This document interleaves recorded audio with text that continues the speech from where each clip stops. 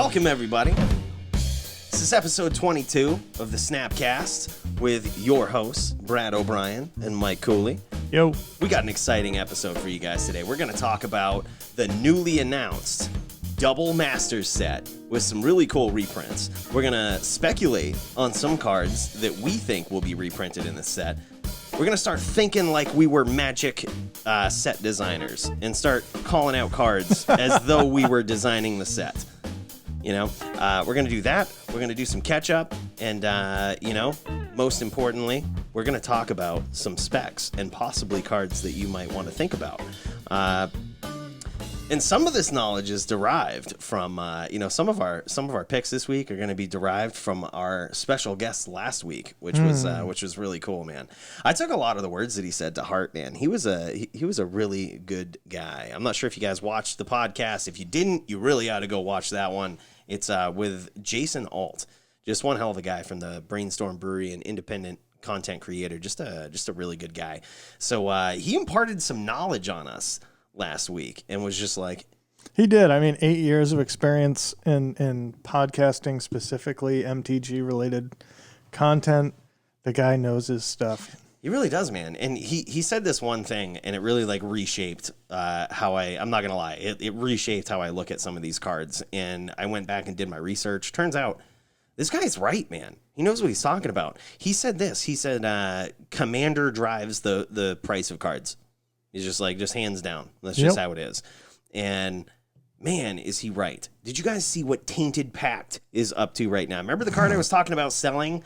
I was like, I'm so happy to have picked it. I picked up 12 of them at 50 cents when they were 50 cents. It got used in a dual commander deck, which I do have another point about that as we get there. But it's now up to $80.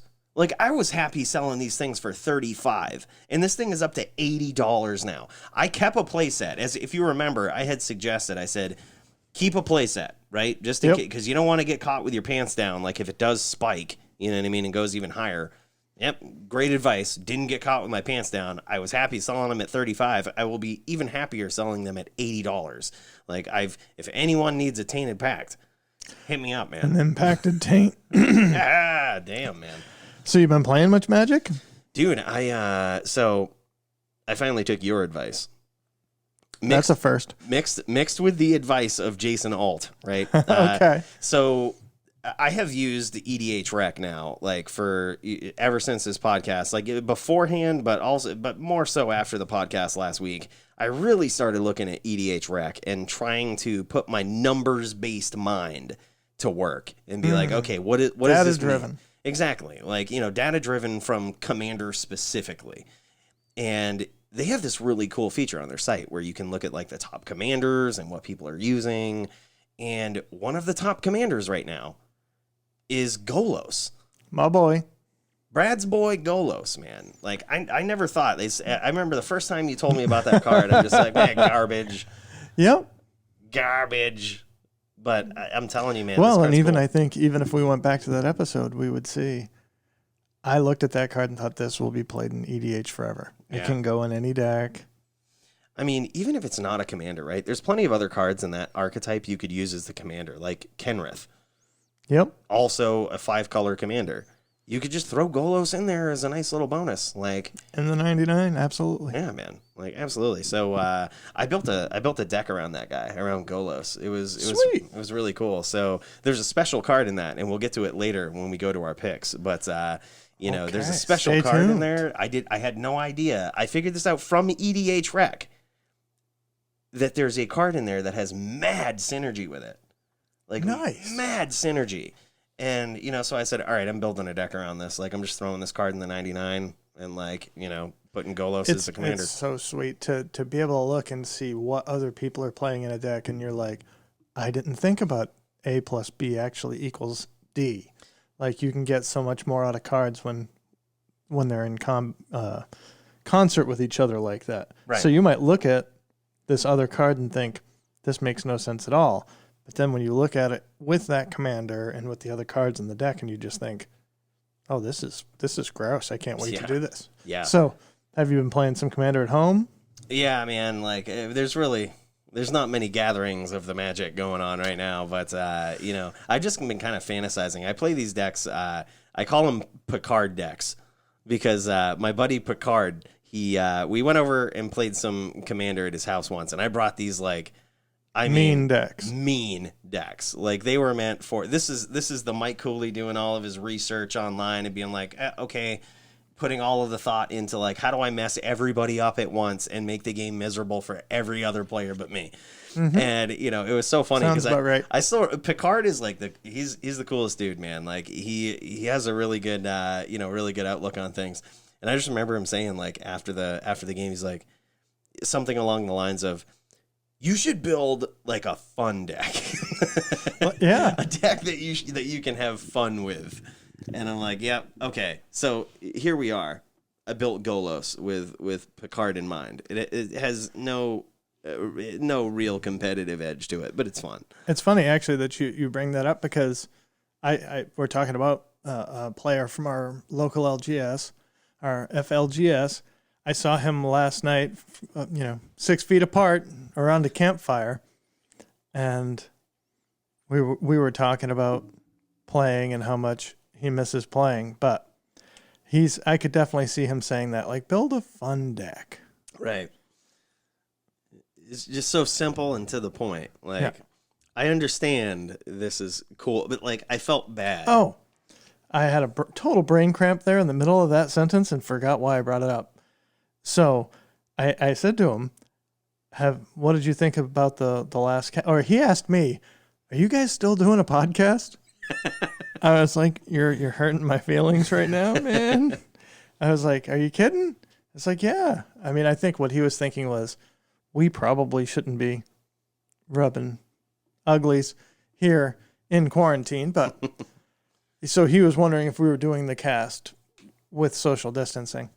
And then when I told him that we were doing it, I said, last week we had Jason Alt on the cast. And he said, I saw that. I watched some of it. I was like, do you not follow us on YouTube? He's like, no, I listened to you guys on the audio cast. What?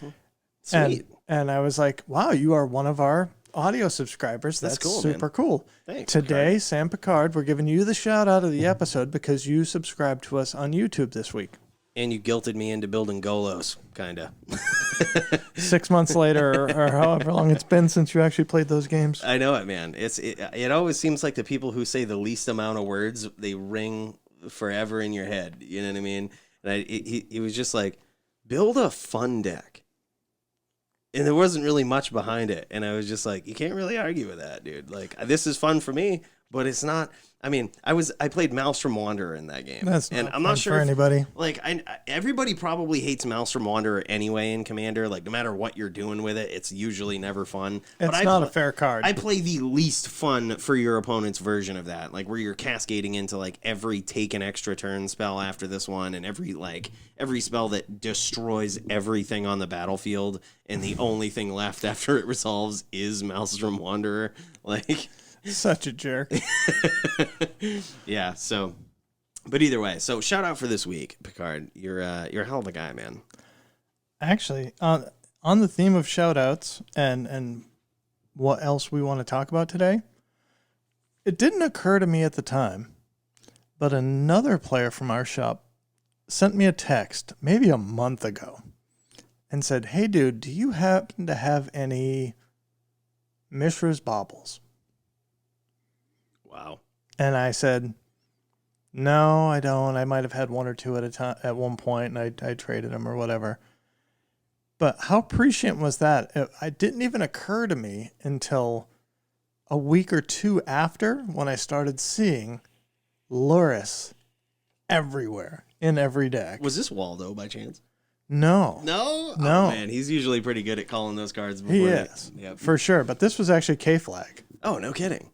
Yeah, he was like, I don't know what he was building. Obviously, none of us are playing right now. We're not playing actual paper cards, so I don't know exactly what he was thinking, but it definitely just made me think, I've messed up this mic so badly right now. I'm just trying to match your mic. We're both looking at the camera here, and like he's adjusted his mic to be straight on, and now I'm like, what? I got to do the same thing. I got to be in the same place. We're gonna talk about double masters. We have to have agreeable symmetry on each side of the screen. I'm a little limp, apparently. I'm gonna fix this. Yeah, do your thing, man. You talk. All right, so let's just jump into this really quickly. We're gonna talk about, first of all, the bannings. Okay, we're gonna talk about what was banned, and then we're going to lead into what this could mean for the newly announced set, Double Masters. All right, so the bannings, they just happened on May 18th. And this should really come as no surprise to anybody. This didn't come as... when I saw this, I was like, yeah, makes sense. Like, could have seen that coming. Yeah. Luros the Dream Den is banned in Vintage and Legacy.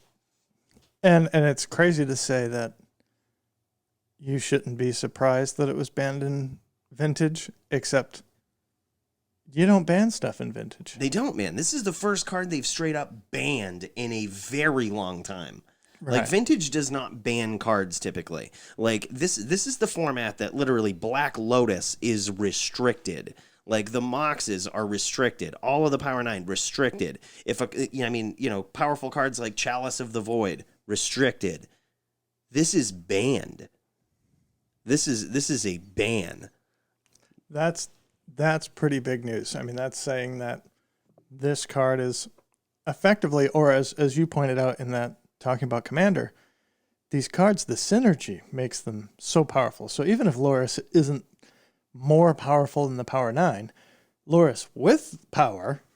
Get out of town, dude. Can you just imagine having a Black Lotus in your hand and you just get a free creature every turn? Like, every time you draw a Black Lotus, you also get a 3/2. 3/2 with lifelink that allows you to cast something from your graveyard each turn. That's so stupid.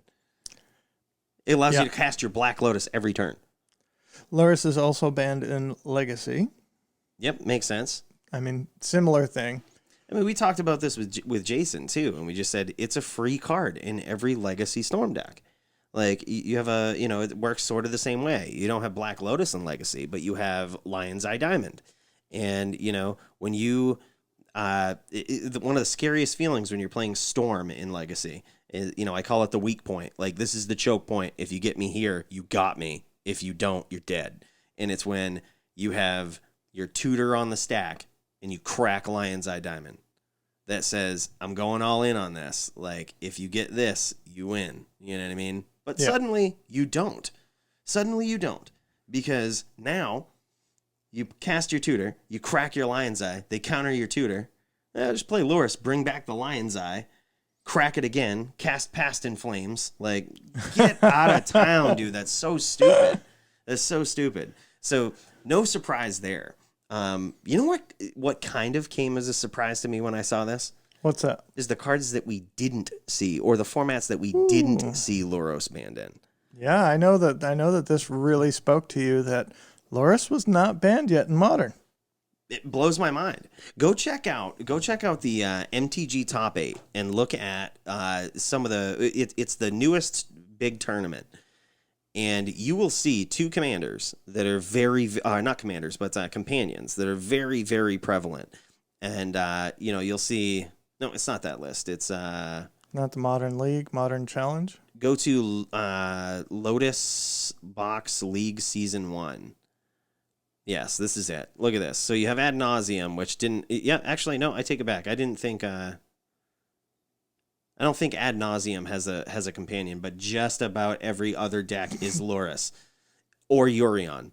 Like, those are two big companions right there. Yeah. Yorion and Loris. Every other deck in the top 8 had them. And so the winner was Ad Nauseam, and that makes sense. They were just straight on ratio combo. I don't care if you can play stuff back out of your graveyard if I just... beat you to the punch. Yeah. Right. But, so that was first place, Ad Nauseam. 2, 3, 4, 5... Rakdos, Aggro. And 6. 2, 3, 4, 5, and 6. Aura, Hexproof, had Loris. Scape Shift. That had Yorion. Had Yorion. And Snow Control. Had Yorion. Had Yorion. So, Loris is clearly nasty. This was a big tournament. And Yep. That was a 1K. 75% of the decks in the top 8 had Lurrus in them. You know, they were using Lurrus as a companion, more specifically. So the fact that, you know, and I guess to be fair, right, did that tournament happen after the bannings? No. It did not. Okay, so I guess to be fair, maybe they didn't have enough time or enough data in Modern at that point. But it was not banned, and it was. It wasn't like that. The tournament happened before the banning. Yes. Right. Yeah. Okay. So they had that result.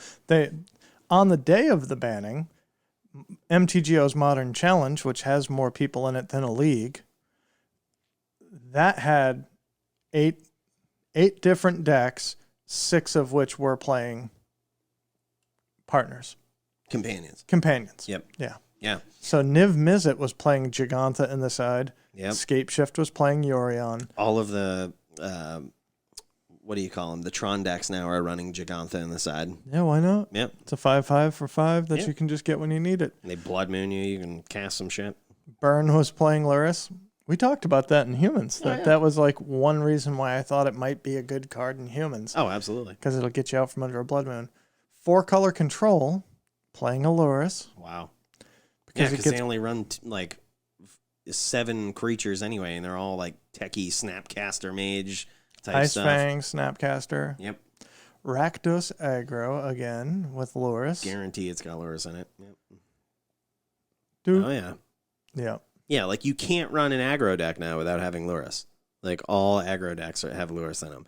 So should we just jump into what this could mean and go to the next part about this new set? There's more stuff, and I don't want to overlook. That's true. I want to touch every part of the buffalo here. I want to use I'm every so part excited of it. about this. I know. But also in Legacy, Zerta the Dawnwaker banned. Yep.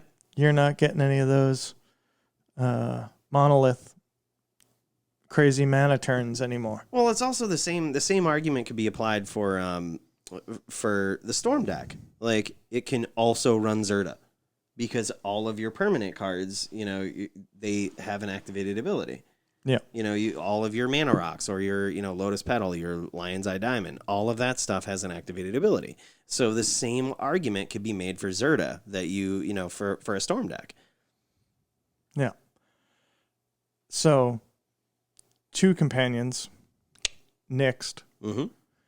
There are also bannings in Brawl, and I know probably we don't have a whole huge Brawl listenership, but one of the other things that was interesting is apparently, and I've heard this from multiple sources today, before this banned and restricted announcement, there had never been a banned Boros card. And with this announcement, we got 2 Boros cards banned at the same time. Wow. That's kind of cool. That's huge. And I couldn't say that it couldn't have happened to a more rotten bastard than when Oda Joiner of Forces got banned in Brawl. Yep. I'm not a fan of that card. One of my least favorite humans. Man, I hate seeing that when I'm playing Arena and I play against standard decks. I hate seeing that card. I'm like, damn it. No, how quickly am I dying here? Exactly. Like, can you imagine being able to cast that as your commander at any time you need to? You just build up your board with a Guaranteed bunch of dumb on turn chumps. 4, you have it. Yep, exactly. Drannith Magistrate is also banned in Brawl, which I love because it wouldn't let anybody else play their commander. Yeah, that's insane. That's insane. So we've mentioned before that Andy Tech 4 has been doing some streaming content for our channel. I think we might see some Drannith Magistrate in his stream this week. Really? Yeah. Really? That card is just so good right now. I don't mean to give anything away. Wow. From what Andy's going to play, but if you think about it, it hoses all the Loris companions. decks. All companions. All the companions. You can't play your companion. You can't play your Uros or Croxes out of the graveyard. And then if somebody's playing the Adventures, like they stomp your 1-drop, on turn 2 you play the Magistrate and it hoses their adventure cards. So they can't play their Lovestruck Beasts from Adventure Zone. That card is so good. Yeah. That's a meta breaking card right there. Yeah. and it's a human. Wow. Yeah, that's good. So we had talked about this when we talked about the Ikoria spoilers as being a potential sideboard card in certain metas for even modern humans. Yeah. But this might be main deck, man. This might be a safety valve for standard. Yeah, you had specifically talked about one of the first things you said was adventure cards. Like they can't play those. Yep. And now the format is all companion decks and all of this abuse your graveyard type stuff. God, that's a really good pick, man. Like I can understand why it's banned in Brawl, but gosh, if Andy does that, I feel like that could have some good results. Andy puts up some sick, typically meta breaking decks, man. I definitely suggest checking that section out if you haven't already. He sent me a special message. He's like, "You're gonna love the one I got going on this week." Yeah. It was a Luris deck, of course. Like, I must give off this like low mana cost aggressive personality. Not you, dude. No. But no, it was actually it was sweet. Spell tribal master, hardened scales player for life, affinity player. Yeah. Something about cheap aggressive strategies really speaks to you. It's simple, right? It's pretty straightforward. I don't think any of those decks are simple. Yeah, that's kind of true. I mean, affinity is way more complicated than when in its prime, and then people gave it credit for. That was my least favorite thing about playing against affinity. I would sit there and be like, "Have I figured out like how does that math work out? Do they get 2 triggers here? But they can put it on that, but they can put it on this, and I can't block that. So would they put it on that?" Yeah. And then you mix hardened scales into it when that came into play. It's like, I didn't even understand the math. I have played Affinity for years, and I played against Blanchard, one of our LGS players. Very good player. And I didn't do the math right, and I was dead. And I was like, well, yeah, he's playing hardened scales. I'm playing hardened scales. This is hard to do. Yeah, hard to sit across from. Yeah, exactly, man. So, all right, we can start to talk about the thing you're most excited about. Double Masters! They're reprinting a whole bunch of stuff. and that's definitely where I think we should start off with, which is this is the friggin' year of reprints, man. Man, it really is. So we're going to flash some images on the screen here as well, as we go through. But we're going to talk about some cards that they had reprinted. And I'm going to pull up my phone here because I actually took a picture of everything. They literally just got done streaming. Wizards, Magic just got done streaming and spoiling some cards. Yeah. And we're going to talk about them right now. They also spoiled some important things. They talked about the theme of the set and what they did to pick cards to reprint. And in the cards that they spoiled, you can definitely see that theme. But it also gives you, the ability to potentially predict some things that they might not have spoiled that are probably going to be in the set. And then if you're like me, where your mind's racing all the damn time, and you're like, this could mean this, and if this happens, then probably this is going to happen. You know what I mean?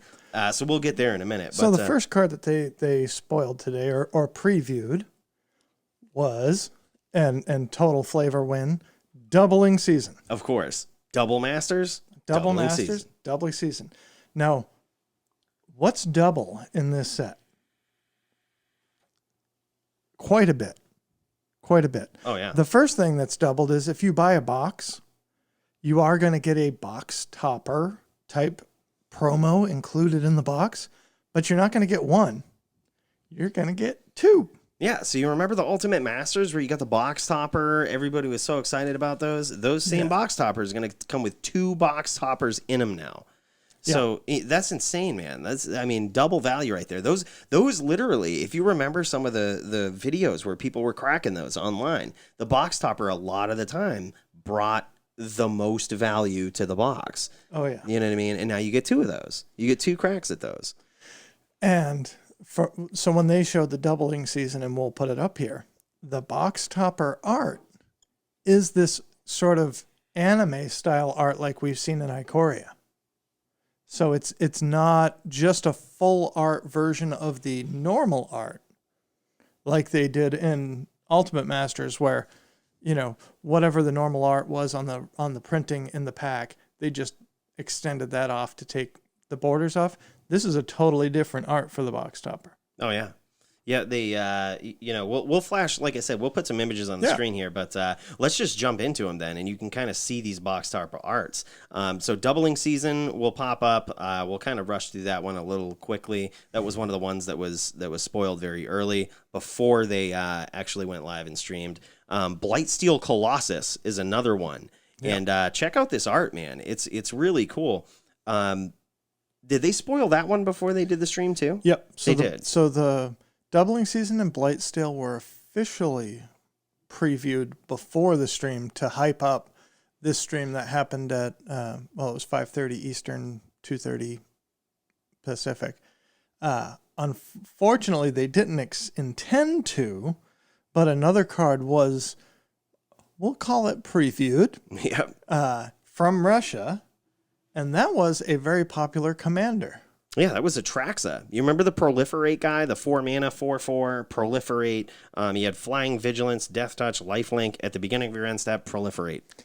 So there's no double flavor, but when you think about a 4/4, 4-color, 4 abilities commander, this is pretty hyped up. And I have to say, this may be an indication, and they may have given us more information that makes me think this. We're probably going to see a lot of these commanders that have only been available in foil in this set. Oh, absolutely. Another one that they spoiled was Kalia of the Vast, which this card was insane. The first time I saw it, I messaged a buddy of mine because this is when we were, a long time ago, we were both getting into Commander, trying to figure out what was good. And I was like, dude, you need to build Kalia of the Vast. I just played against it in our LGS, and it's so friggin' cool. Like, that card has not been reprinted since, and it's now being a box topper. And all of these box toppers are also crackable in the set. So, like, you can crack rares or mythics like this that are not that are box toppers as well. You can crack them in the packs. So, and what are the odds on getting a good rare in a pack, Mike? Dude, it's pretty good. They're gonna, not only are you gonna get 2 rares, but wait, what? Yeah, you get 2 rares from each pack. So each pack is gonna have 2 rares in it, but there's more. It's gonna have 2 foils, and those foils can also be rares or mythics. So when they say double masters, when you think of a masters product like Modern Masters, whatever, one of the big selling points of that set was you are guaranteed a foil in every pack. Mm-hmm. That's one of the biggest things about selling the master sets. So when they said, we're doing double masters, double the foils. Dude, and this strategy always works. Like, this is... Oh, yeah. Like, doubling stuff... My crackhead habits just kicked into overdrive. Well, no, like, it was sort of a tongue-in-cheek thing. I'm not sure how many of our listeners watch The Walking Dead, but if you remember, like, the season premiere of season 7 when Negan showed up, like, people were speculating online. They were like, how do they top these openers where they kill an important character? And one tongue-in-cheek answer was like, Kill 2 important characters. It always works. It was one of the most viewed episodes. It was, it just historically works. Like, there's probably tons of other examples, but we're here to talk about Magic, all right? Yeah, I want a double cheeseburger. I want the 2 cheeseburger Happy Meal. Exactly. You mean to tell me I can get a cheeseburger for $1, or I can get a double cheeseburger for $1.80? Sign me up for the double cheeseburger. So, 2 rares in every pack of double masters and 2 foils. Yeah. So if you crack the God pack, and the rare slots are rare or mythic slots. So, and the foil slots can be anything. You could have 4 mythics. You could have 4 rares. I mean, it's they talked about it. It's not going to happen. Mike Turion in the stream had called them rares, but they are actually mythics. Like, you can rares crack or mythics mythic there. rares. Yeah. Right. So another very important thing that they spoiled was we're both excited about this. Oh man, I was pumped. So they actually put out a poll online that people voted on for cards that they would spoil. It was like instant or sorcery, a commander, a human, a 0-drop artifact, and something else. But like, everybody voted 0-drop artifact. Like, wouldn't you? I mean, you definitely want to know what 0-drop artifact or reprint. Now, before you tell them what it is, before we put it on the screen. Yep. They did point out that there could have been multiple answers to this question. Yep. And we will get back to that when we talk about Specs. cards that we think are going to be. So specs, but cards that we are speculating are going to be reprinted. Right. So the card that they spoiled was Mana Crypt. Of course. It's a 0-drop artifact and it gives you 2 mana. Like Totally on theme. On theme. So Double. Yeah. So that's what their theme is. From the cards that they've spoiled and the things that they said in the stream is their theme is double. Like think of so as we were going through this, like first of all, we were really hyped about the stuff that they spoiled, especially Mana Crypt. I'm so happy that's catching another reprint. It definitely deserves it. And goes along with what Jason Alt said. Commander is driving that price. Vintage is not driving the price of Mana Crypt. It's all Commander. And you saw it get reprinted. It went down to $100. It went down to $100 and then came right back up to 200 plus. Like this card definitely deserves a reprint. It's right on theme with you know what they're trying to do in the set. So it's a really cool box topper, really cool new art. And yeah, but it also gives some important information about the things that they may reprint in this. So we sort of did a little bit of gatherer searching and a little bit of conversation and came up with a huge list of cards that we think are likely includes in Double Masters. And there were a few that are super spicy and a few that we're going to put our Snapcast stamp of approval on. We're going to stake some pretty serious claims today. And then I'm going to stake one that's kind of far out there, but pay attention to it because if certain things line up, this is definitely happening. Oh, see, I don't think that's the far out one. That's the one I'm most excited about. You think that has some merit? You think I got some merit in that? I do. All right. Well, I think that's been coming for a long time. Mm-hmm. But let's keep teasing it. All right. Let's talk about other things. It's going to be sweet though. So think of cards, right? When you're thinking about this theme and what they did, think like you're a Magic designer, like you're in R&D or something, right? And they literally have... And then take away 60 or 70 IQ points.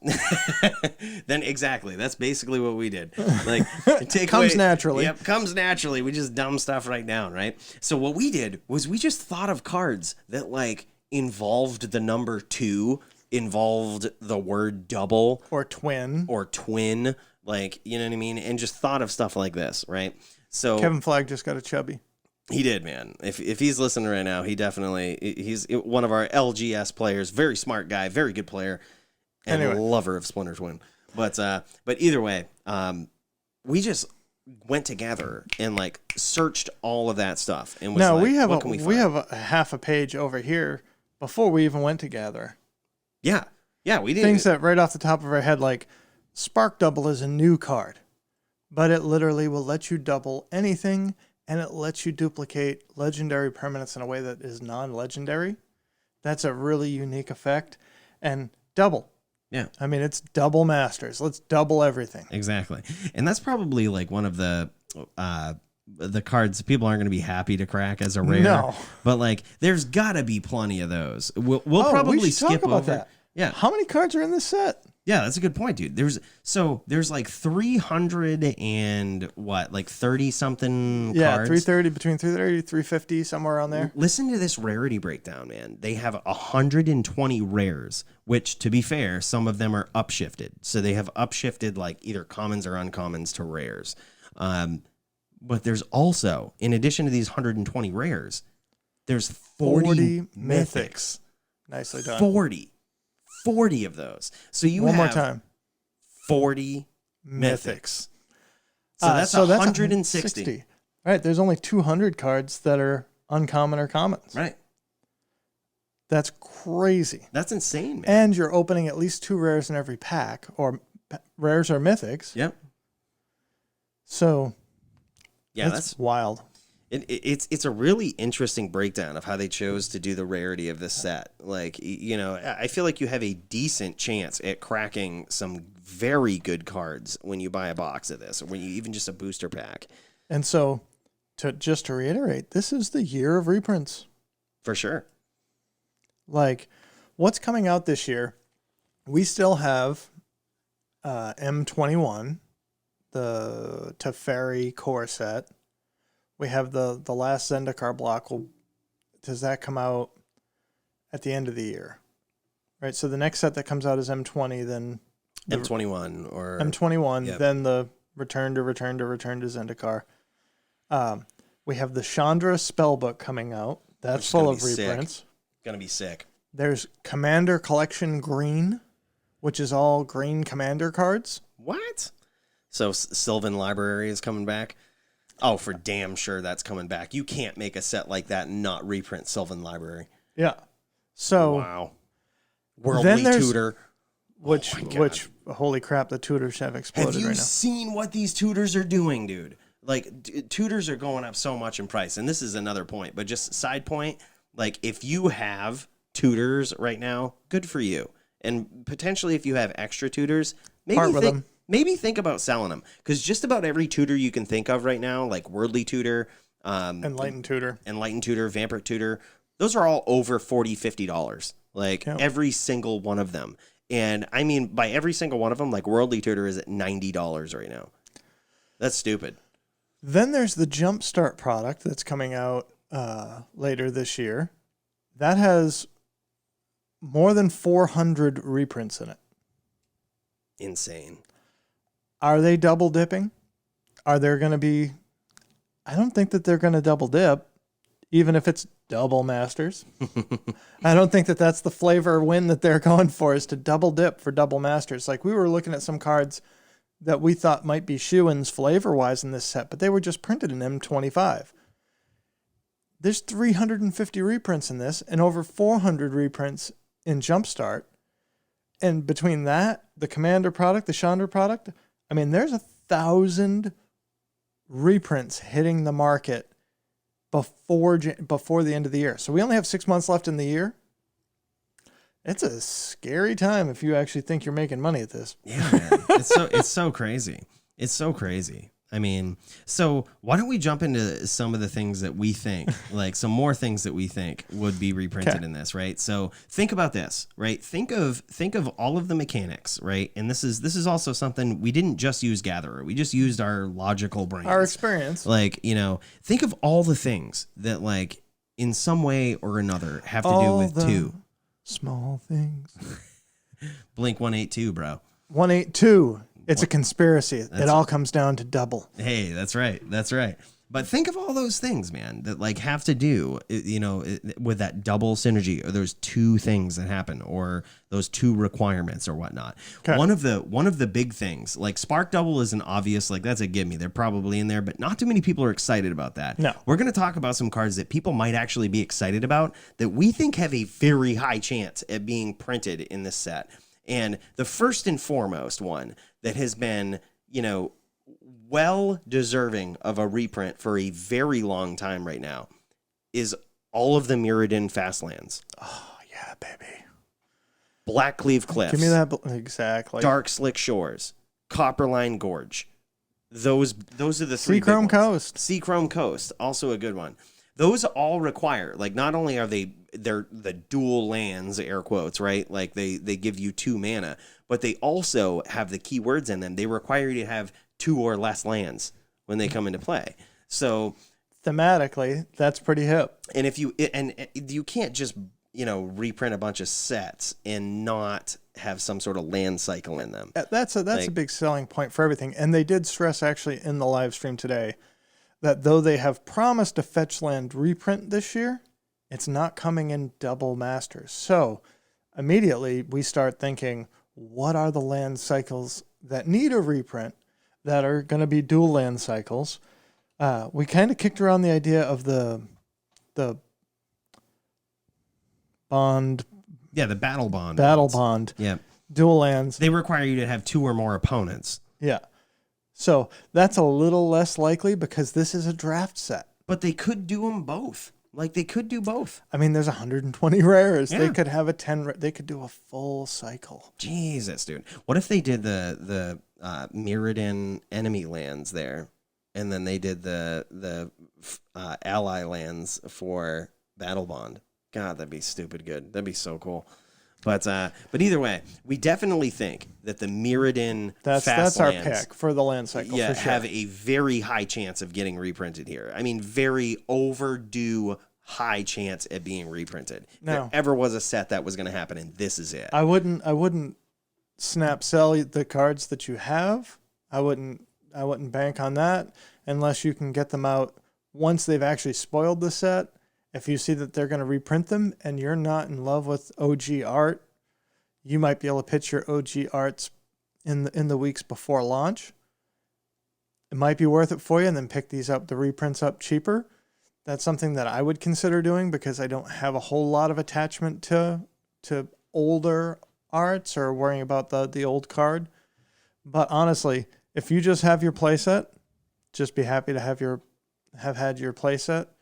But if you don't, I really hope that this is a pick that pans out. Oh, for sure. So another one is like another sort of all-inclusive idea that we had, right? Was, conspiracy theory warning here. Conspiracy theory warning. Are you going with the headliner? No, I'm not going with the headliner yet, but this is another conspiracy theory warning right here. The partner cards. Oh, yeah. The partner cards. And here's my conspiracy behind it. They've all spiked recently for some stupid reason. Every single one of them, just about, has spiked. Like the ones that you can only find in foil. Yeah. The partner cards, every single one of them has oddly spiked recently. Now, that may also be because that was Commander 17. Mm-hmm. I mean, that's like 3 years out. There are still some popular commanders in that set, so I could see a natural increase in the value, but I could also see that any card that they have only offered in foil, getting also a non-foil reprint has been something they've been doing lately. Oh, for sure. But, I'm not sure if, how many people watch Heroes and Legends and their MTG Market Watch. But if you have seen, go watch their most recent episode. It's ridiculously favored towards partner cards. Commander. Yeah. And Commander, exactly. Like, that's what people are playing right now. This is what's driving the price of cards. And, so I think that potentially, here's my conspiracy theory, okay? I think there's been some insider leaks. And for whatever reason, the price of these cards, this is called in the stock market when you have insider knowledge. It's called a pump and dump is the name for it, right? Yeah. So, it's when you have insider knowledge about a stock, you pump it up, you buy it out, and you jack the price of it up. And then when you know that the company's going under or whatnot. Right, because then you've shown that there's demand for it, which makes other people gain interest. And then they buy your cards at the higher price, and you're getting out of that stock. So I think if they're, that's my conspiracy theory on the partner cards, is I think they're also getting reprinted. Jason Alt talked about this last week when he said nobody that wants to play them is buying $30 foil bounding Krasis. No way.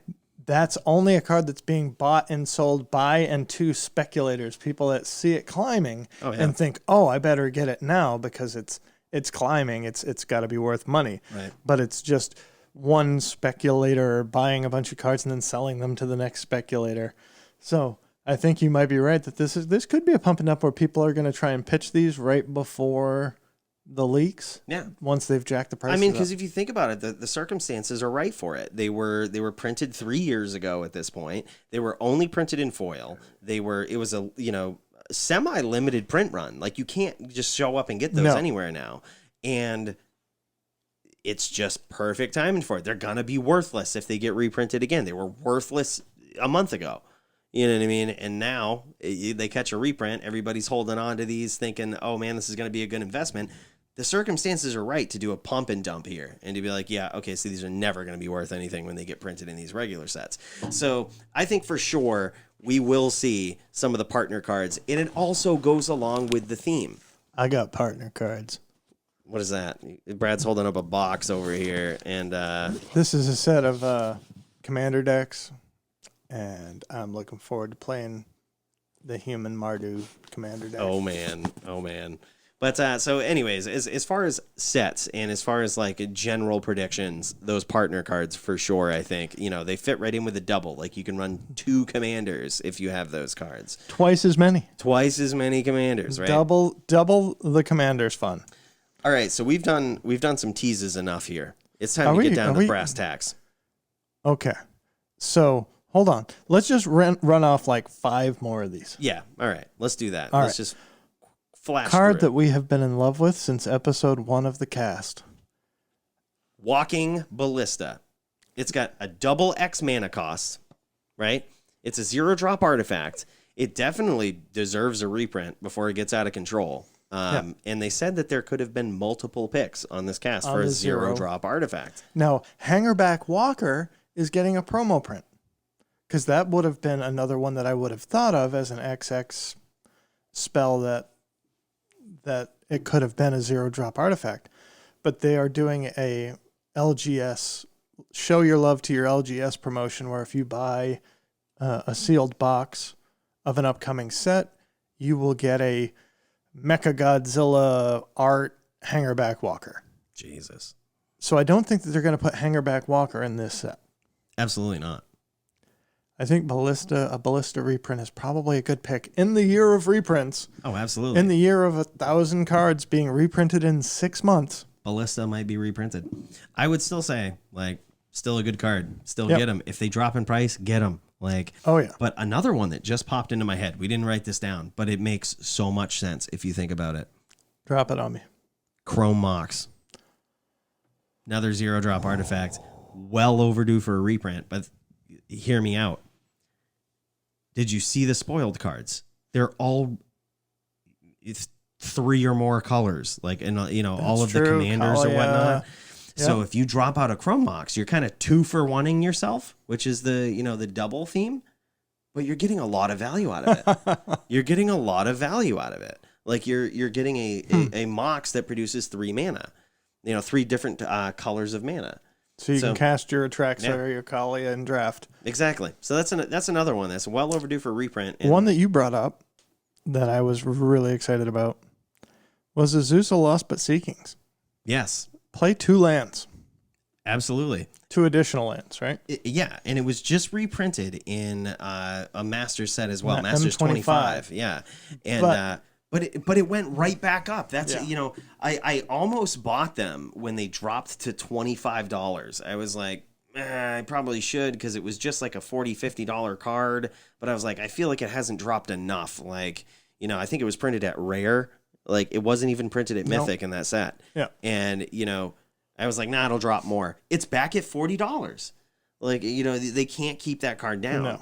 And, whereas it flows right into, if you're thinking like a Magic designer, like you're designing the set, playing 2 additional lands is pretty solid. Like, that's right on theme. And this card is definitely deserving of a reprint, even now. Another card that you mentioned that Wizards did say will see a reprint this year.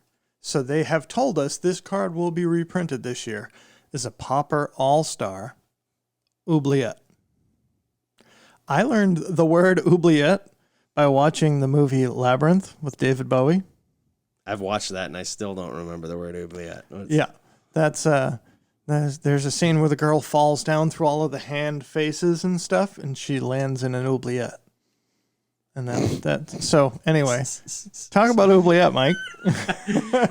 As Brad mentioned, definitely a Pauper staple. It was printed as a common, I believe, in one of the early sets, like Legends, Homelands, or something. And as you know, Pauper is all commons. It's one of the best, mono black removal spells in Pauper. One of the most effective ones. So they may up.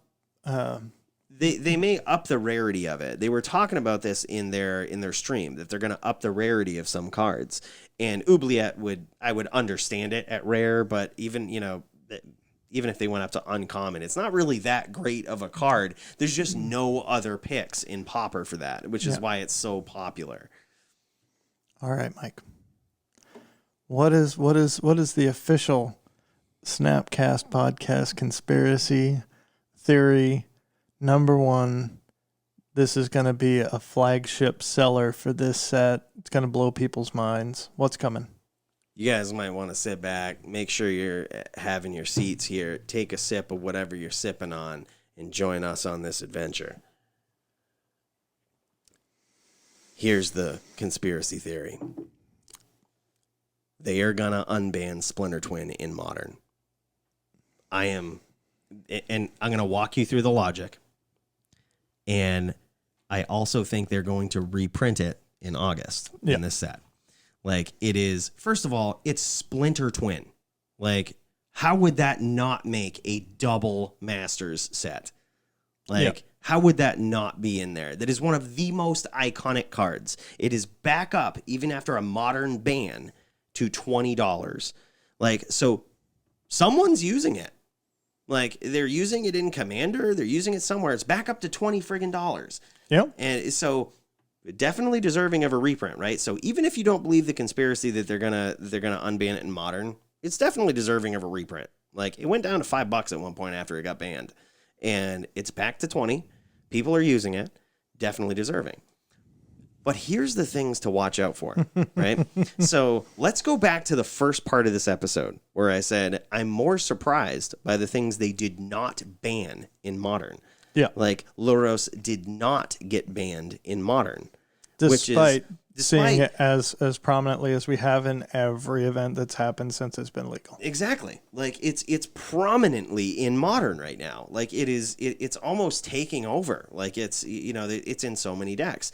So I think that they do not plan on banning Luros anytime soon.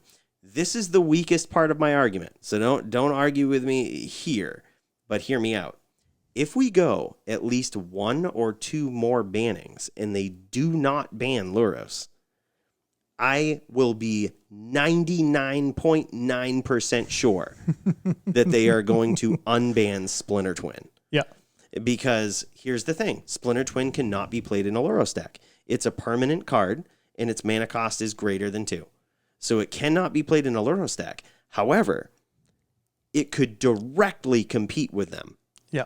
You know, it's one of those just archetype decks that it was the boogeyman in the format when it was the deck.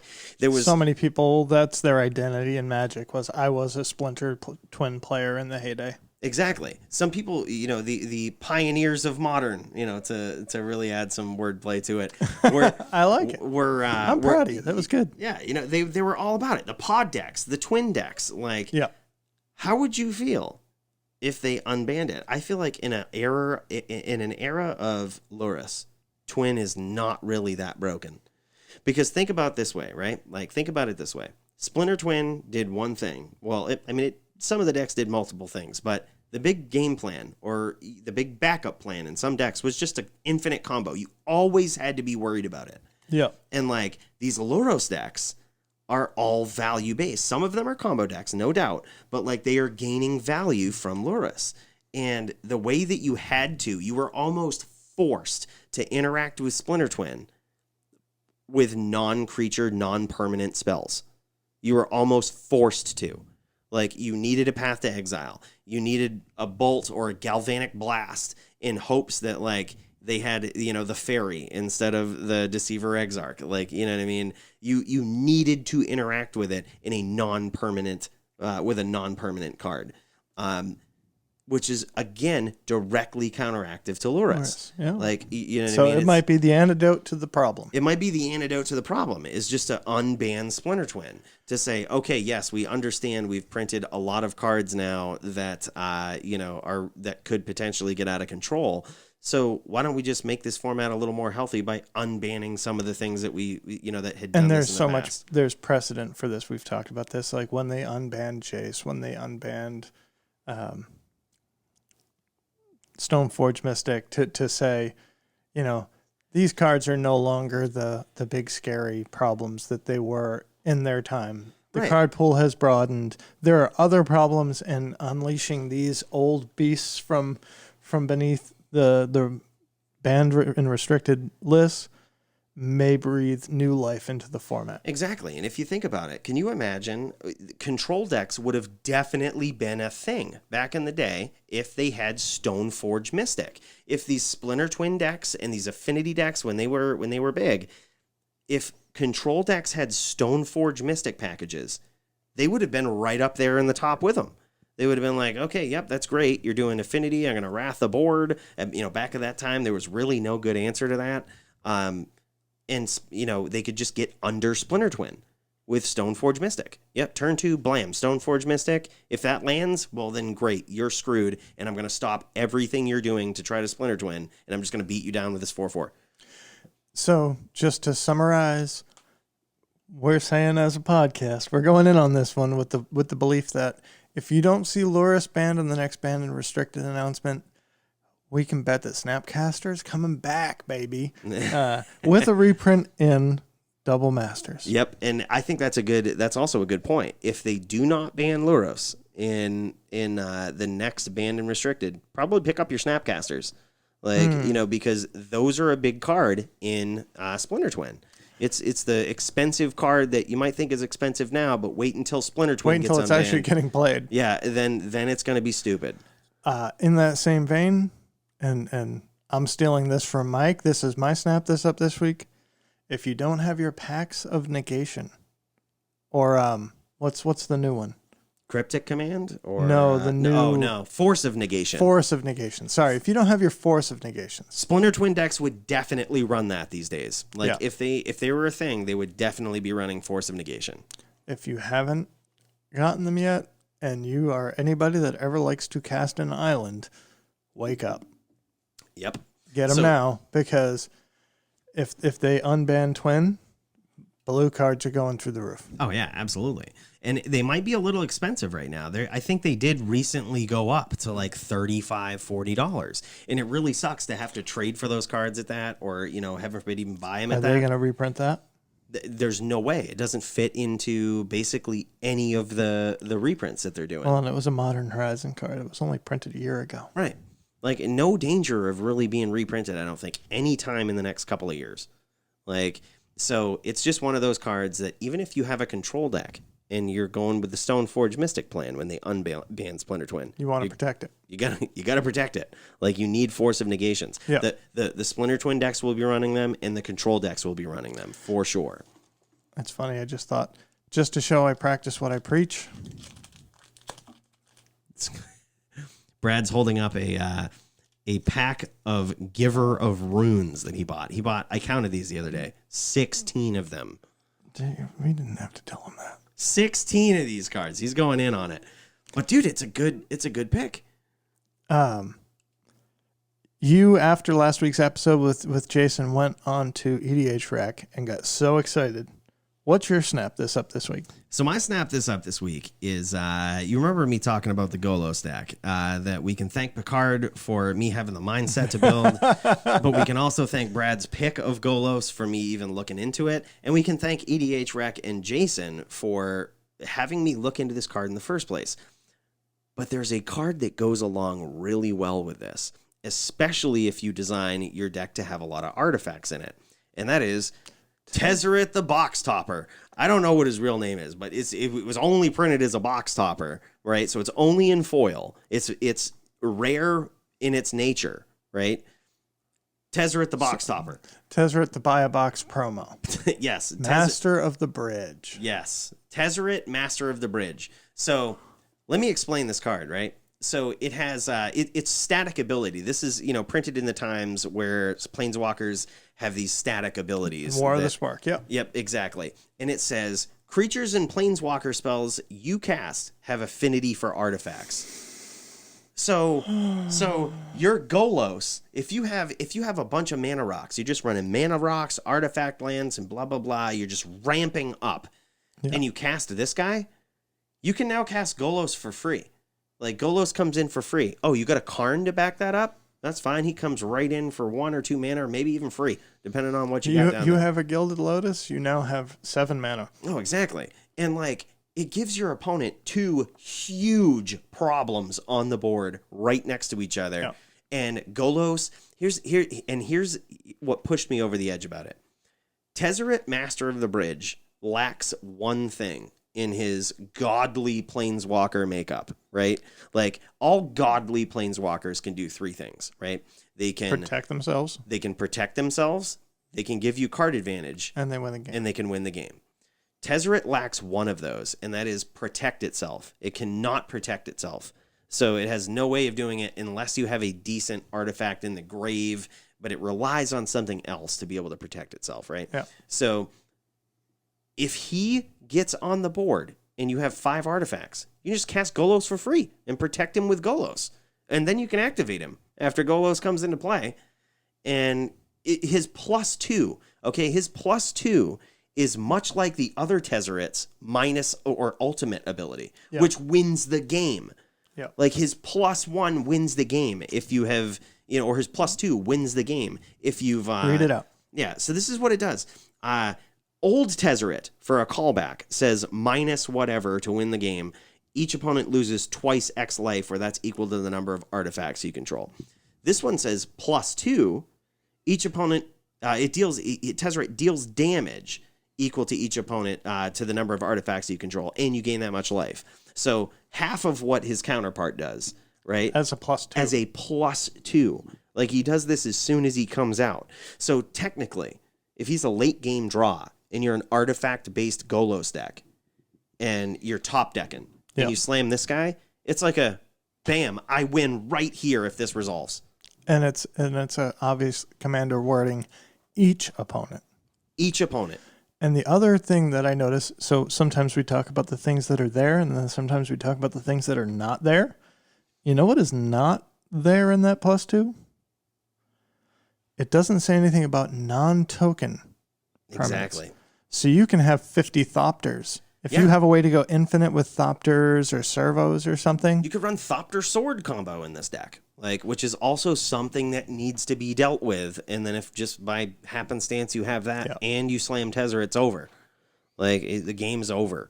You know what I mean? So I instantly love this card. This is my pick of the week. Tezzeret, Master of the Bridge. It is a buy a box promo, and you can only get them in foil. The foils right now, I think I picked up my playset for less than $20. Nice. Less than $20. So you can get a playset of this. I think I got mine for $16. So admittedly, that was a good deal. But you can probably get them for between $4 and $6, and I think they're worth every penny. Yep. And this is just based on the things that we, as viewers of this podcast, students of the game, and as people who have hosted Jason Alt on our podcast, we've learned this. Commander is driving the price of cards, and this is if you accept the fact, on the data of EDH Rec that Golos is a popular commander, a very good card with this is Tezzeret, Master of the Bridge. You're definitely running artifact mana rocks, right? Some decks are getting really crafty and they're running Lion's Eye Diamonds. There's always artifacts, Soul Rings, Mana Crypt getting a reprint. Come on, man. You're gonna have 5 artifacts. You can just cast Golos for free and then protect your Planeswalker and give your opponent 2 friggin' threats to deal with in 1 turn. Huge. You've been listening to the Snapcast podcast with Mike Cooley and Brad O'Brien. If you want to find me on Twitter, I'm at ZetaBase. If you want to find Mike, you can find me on Twitch and Twitter at the same tag name. It is Cooley with 3 O's. That's COOOLEY.